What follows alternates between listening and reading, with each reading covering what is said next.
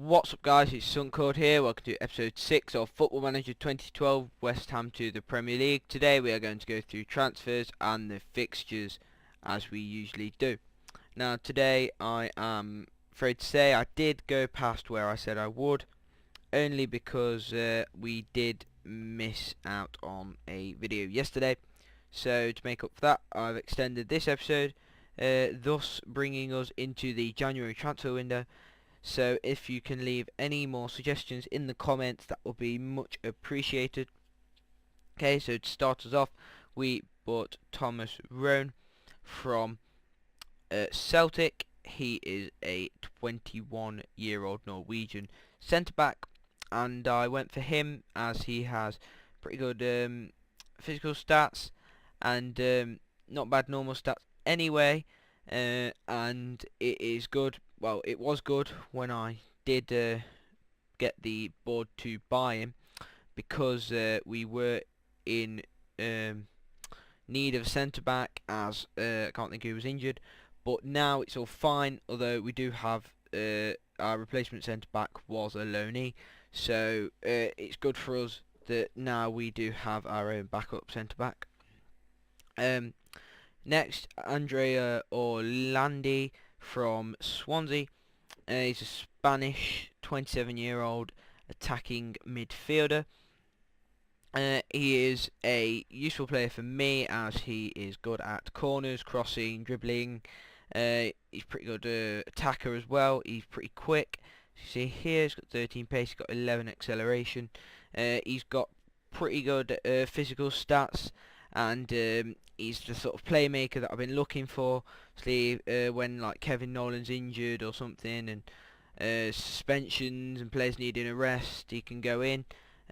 But I think at the moment he is going to be one of my first choice, attacking midfielders.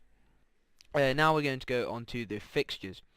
Okay, so to start us off, where we did leave off was a 3-2 defeat at Ipswich.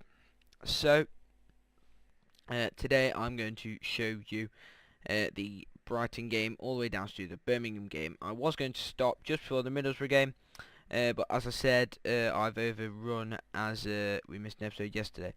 So we drew to Brighton at home. Brett Pittman with the only goal of the game for us. It was a poor game, to say the least. Should have won that. Obviously, just coming off the back of a defeat, you know, it's hard to expect to win when we have low morale. But we then went to Cardiff, which is a tough place to go at the best of times, but on the back of a loss and a draw, it wasn't very good for us. Although James Tompkins did manage to score a late equaliser in the 88th minute to make sure we did get the point. We did have to equalise twice. It wasn't the best of games, but we then went to Bristol. We then played Bristol at home. The only goal of the game was an own goal. We did win. It's very unfortunate to see that we weren't scoring as many goals as we should have been. Then played Blackpool at home. It's the second time we played Blackpool. The first time we played them was in the League Cup, I believe, in which they beat us 4-1. So it wasn't very good to play them, but we didn't score, they didn't score. The point was deserved by both teams, so I'm not too bothered about that, as it wasn't a very good game. We then played Doncaster away. James Tompkins scored 2 goals, Jack Collison scoring the 3rd goal. This is where we got our scoring form back. We then played Reading away, Kevin Nolan scoring the only goal of the game. We then played Derby at home. We were drawing, James Tompkins then getting the winner. We then played Hull away, which we drew 2-2. They did equalise in the sort of 3rd minute stoppage time. So that has sort of put a stop in the form we had.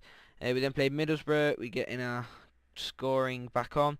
Ricardo Vaste did come back from injury, and after about 5 or 6 games he did score his first goal for the club.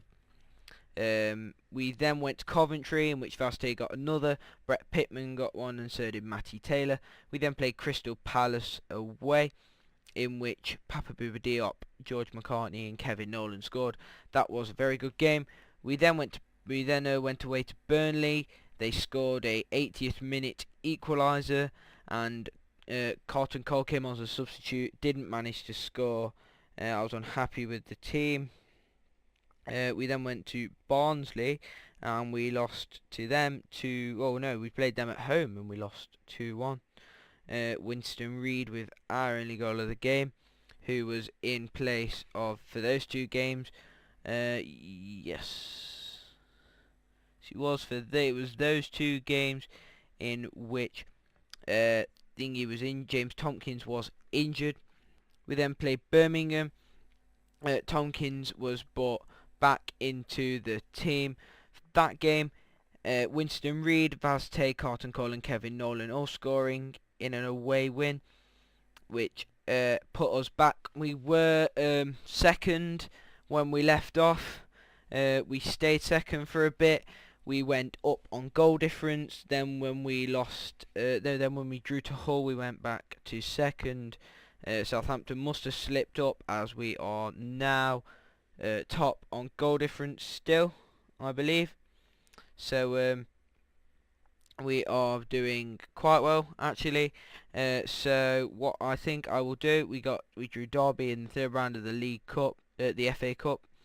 So what I think I will do is play down to the Reading game, I think, for next episode. And it's quite a few games, but obviously it's good to have, actually not that far. I'll go down to Brighton, so that we will have played Southampton and we will know who is definitely going to be top. That is going to be the most important game of the season, as it will put us ahead of them by a few points. As you can see here, 58 and 58 points. We do have a goal difference about 30, I believe. So of course it is going to be good for us to get that win. Fixtures squad. See, now the squad is as follows, with Pittman and Vaste up front. As Vaste came back, Maynard got the same injury, which was a hamstring, I believe, and will be out for the same amount of time as Vaste. So we do have some players to get rid of. I want to get rid of John Carew, Sam Bullock. I wanted to get rid of someone else as well. I can't think. Gary O'Neill looks to be out for the rest of the season, although he is getting his fitness back slowly. I believe that Roan will get a game soon. And once Orlandi is back from injury, he will go straight into the side as attacking midfielder. He will be the playmaker for the team. And I won't need to change the tactics for him exactly, or I might do actually. No, he will be the player.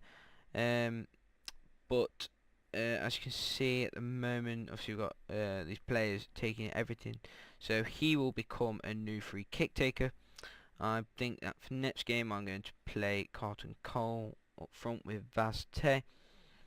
So let me know, guys, have you got any suggestions for players I could sign? I don't really need a centre back or a goalkeeper. I could maybe do with a left back or a right back, just as a backup player. Forbert didn't want to sign a new contract with me. His will run out at the end of the season. He is my backup right back. So I'm going to need a new right back. I'm trying to sell Pikenye. No one seems to want him, so I'll offer to clubs again.